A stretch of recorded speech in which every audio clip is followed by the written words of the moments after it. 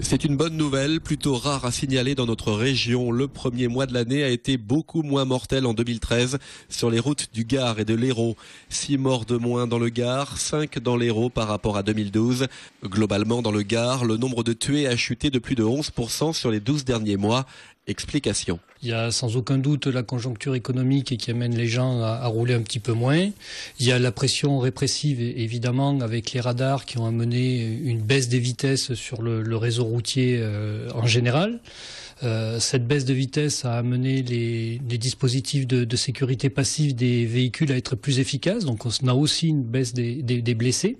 Mais personne ne crie victoire. La mortalité routière reste importante en Languedoc. Dans l'Hérault, la baisse de janvier ne fait pas oublier la barre des 100 tués passés l'an dernier. Une hausse de 2% malgré une présence policière toujours importante en matière de contrôle. Des accidents dont les causes principales n'ont pas changé. On a moins d'accidents, mais ils sont de plus en plus graves.